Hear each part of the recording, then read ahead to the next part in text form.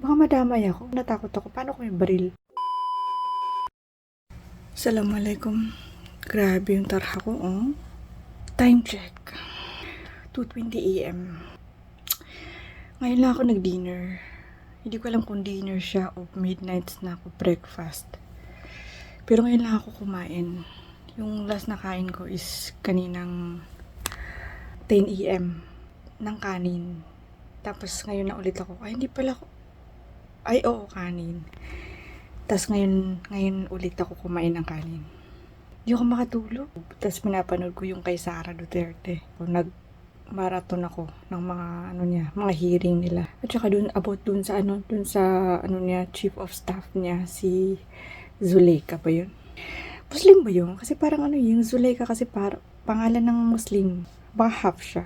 Kumain ako, tapos nag-ulam lang ako ng itlog. Tapos sardinas. Kanina ko usap ko yung nanay ko kasi nga may load siya. Niload ko siya kahapon. Pag day off ko, niloload ko siya para makapag-usap kami. Para may makausap ako dito sa bahay. Wala kasi akong makausap. Kwento lang ako nung very late kasi hindi pa ako manaantok. 15 days na ako nag-duty ng 2 p.m. to 10 p.m. So, pagdating ko sa bahay ng 10:30, mga ganun, hindi na ako nakakatulog na maaga. Kakatulog na ako mga 1. Ngayon, nasobrahan. Hindi ako makatulog. Ewan ko kung bakit. Hindi naman ako nagkape. Ang mahirap nung pag next cut-off, i-change ako ng duty ng morning. Mahirap na naman mag-adjust. Kwento mo natin ng very light. Naalala ko ng isang araw, nung pauwiin ako ng 10 AM, yung sinakyang, move it. Mahina naman siya magpatakbo, maganda siya magpatakbo. Pag ganun usually kasi 10 PM, wala naman masyadong tao. Wala masyadong kotse. Tapos, di tumatakbo kami. Yung way namin, pag ganun, pa curve, habang tumatakbo kami, may biglang lumabas sa isang motor na sobrang nagmamadali. Muntik na kami magkabanggaan. Buti na lang yung sinasakyan kong motor. Mabilis siyang gumano siya. Ilang beses kami na pag ganun, pero hindi kami nahulog. Nagkasabay kami mag-stop yung motor namin at saka yung motor nung muntik na namin mabangga. Di nag-stop kami dalawa. Nung akala ko mababangga, grabe yung sigaw ko. Kasi nga, natakot ako. Sabi ko, ay kuya, ganun. Si kuya din grabe yung basta nakapagmura pa ata siya. Natakot siya siyempre. Hindi nagkasabay sila nag-stop. Yung motor na sinasakyan ko, tumayo yung driver. Galit siya. Nung nakatingin lang ako, inawakan ko dito para makalma siya kasi natakot ako. Paano kung may baril siya or yung motor na muntik na namin makabanggaan, di ba? Mas nakakatakot. Sabi ko, kuya, lumarga ka na, sabi lang sa akin nung muntik na namin makabanggaan. Sumingin siya sa akin, sabi niya, sorry ate ha. Nung lumarga na kami, nagsalita ulit yung muntik na namin makabanggaan. Tumigil lang ako, nagsasalita pa, yun ang sabi niya. Di yung driver na sinasakyo, parang mainit ang ulo. Pero hindi mainitan ang ulo niya nung sumakay ako kasi nag-usap pa kami. Uminit lang siguro dahil dun sa lalaki. Yun ang nag-trigger. Nag-slow down yung sinasakyan ko motor. Parang gusto niyang babaan. Mas natakot ako. Kasi sabi ko, pag nagbarilan sila dito, nagsuntukan, walang tao sa paligid. Yun ang problema. Baka madamay ako. Kung may baril yun, may kutsilyo, di ba? Walang tao kasi sa paligid. Hindi siya highway, nakatagong daan siya eh. Medyo highway. Gusto pa niyang babaan. Ginuko ulit siya. Sabi ko, kuya, okay lang yan. Wag mo na lang pansinin kasi sabi ko may pasahero ka. Tapos di na siya nagsalita. Lumarga na kami. Grabe habang lumalarga kami, grabe yung kaba ko. Tapos siya ganun no. Kami dalawa na trauma. Hanggang pag uwi ko, hindi ko maka-recover. Tapos kinabukasan, sinabi ko sa nanay ko. Imbis na maawa yung nanay ko, napagalitan ako. Wag na daw ako magmumotor ng gabi. Sabi niya daw ako, mag-jeep. Sabi ko naman, mas delikado yung jeep pag gabi kasi minsan ikaw lang sa jeep eh, di ba? Yung motor kasi, naka-application siya eh, yung kumbaga may record eh. Pag nawala ka, nakakatakot. Naalala ko, yung kasama namin, nagtambay sa laboratory. Pag lumalabas kasi sila, hindi ako sumasama. Kasi nga, hindi ako palalabas. Kahit nung bata ko, matatawa kayo na yung nanay ko pa yung nagbibigay sa akin ng pera para lang lumabas ako. Sumama ko sa mga classmate ko. Ayoko talaga sumama eh. Tamad ako eh. Ayoko magbibihis ka. Tapos, kakain ka lang sa labas. Pwede ko naman gawin sa bahay yung kumain sa bahay. Mas gusto ko yung friends ko, binibisita ko sa bahay, tapos doon kami kakain. Yun ang gusto ko. Tapos, sabi na sa akin, gusto doon nilang lumabas sa Christmas. Mag-Christmas na. So, ini-invite nila ako. Sabi ko, hindi naman kami nag-Christmas. So, sabi nila, sige, wag na tayo sa Christmas. After na lang, before New Year. So, sabi niya, hindi naman Christmas dinner yun. Parang ano lang, mag-get together tayo. Sabi ko, edi sige. Natutuwa ako sa mga friends ko na ibang religion, yung mga Christian, yung mga iba, sa ibang religion. Kasi lagi nilang kinoconsider ako. Kasi kunwari pag ganyan, hindi nila ako pinipilit. Tapos nung last November 14, nag-birthday ako. Nalaman nilang hindi kami nagse-celebrate ng birthday. Hindi rin nila ako tinanong. Tinanong ako nung una, sabi niya, magpakain ka naman. Tapos sabi ko, hindi kasi kami nagse-celebrate eh. So, nung after ko sinabi, hindi na nila ako tinanong ulit. Hindi nila ako sinabi na magpakain. Sa work kasi lang sila nagpapakain pag may birthday. Pag nagpapabili ako ng pagkain sa kanila ng lunch, lagi nilang tinatanong muna sa tindera kung may pork. Pag inaabot nila sa akin yung pagkain, hindi ko pa natatanong kung may pork. Sasabihin nila na walang pork yan. Lagi nila akong kinukonsider. Ang babait nila. Nakaka-appreciate yung ganun. Nung nagplano sila kung sa kami kakain, yung kasama namin, marami siyang alam na restaurant, mga buffet. Tapos, yung alam niya na may pork, hindi na niya sinasali sa listahan ng pagpipilian namin. So, nakakatuwa. Lagi nila akong tinatanong, pwede ka pa sa ganito? Pwede ka pa sa ganito? Pwede bang ganito sa inyo? Pag sinabi ko hindi nila pinipilit. Ang ganda pag may ganun kang kaibigan. Hindi pa naman siya fix, pero inshallah baka sumama ko sa kanila. Tapos alam mo yung pag madaling araw, bigla kang magiging emotional. Bigla ako naiiyak. Ay, yung in-order ko sa Shopee, dumating na. Pero hindi ko pa nakukuha sa security namin. Siya kasi nagre-receive. So baka bukas kunin ko. Excited na ako. Papakita kong yun na yung bedsheet na na-order ko. Ay, tutulog na ako. Narinig ko yung pamangkin ko umiyak.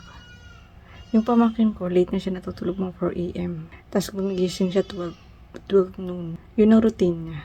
Pag gising niya ng 12 noon, tutulog siya ulit ng mga 6 p.m. Tapos gigising siya na 9 p.m. From 9 p.m. hanggang 4 a.m. hindi na siya matutulog.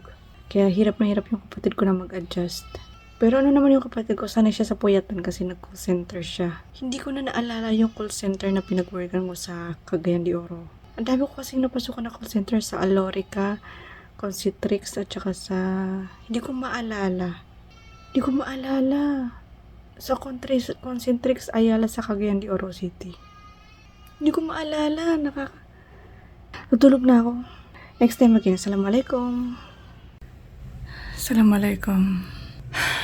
Last day off ko na today. Kasi bukas papasok na ako. Tapos na yung 3 days off ko na walang review. Walang review. Paano pa ako papasa? Nag-order ako ng Jollibee. Kasi nga ayoko nang mag-ulam ng dilata. I cannot. Hindi na kaya ng powers ko. Kain muna ako, guys.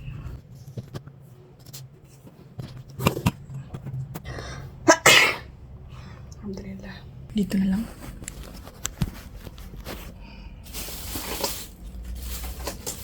Pag nag-order ako, laging walang cutlery ngayon. Ang dami. Pero hindi ko siya tinatapon kasi may mga oras na kailangan natin siya. Walang ketchup.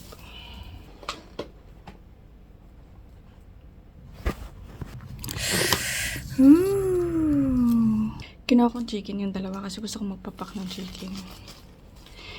Itong mga delivery, lagi may kulang. Kung walang cutlery, walang gravy, tapos walang ketchup, walang tissue.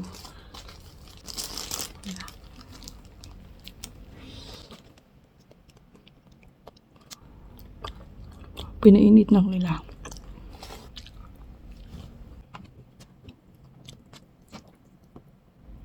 Tumawag yung nanay ko. Ngayon lang.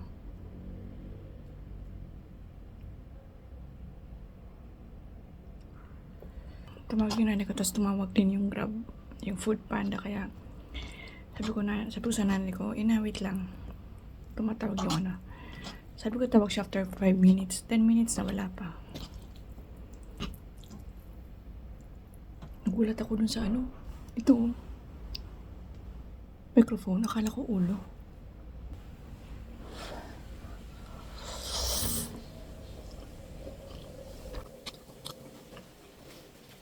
Hindi na ako kumuha ng drinks kasi hindi ko siya nauubos, sayang.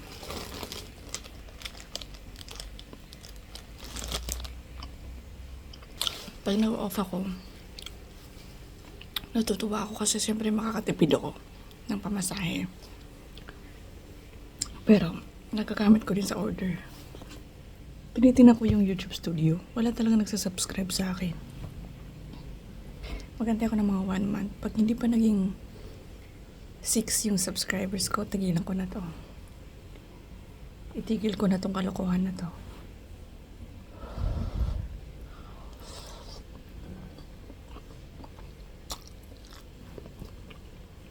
Nag-chat yung supervisor namin.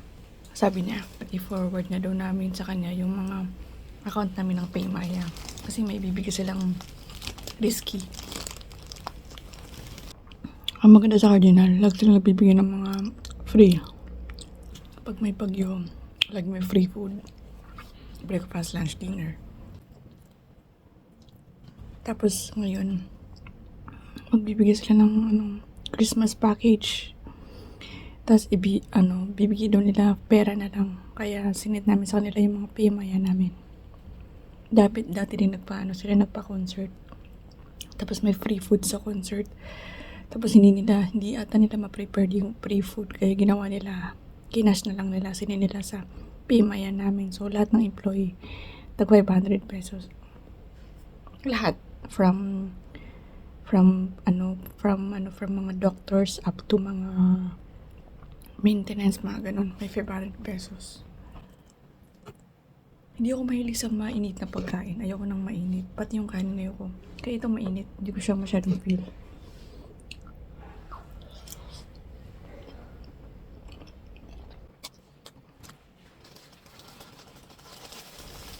Hindi na tumawag yung nanay ko.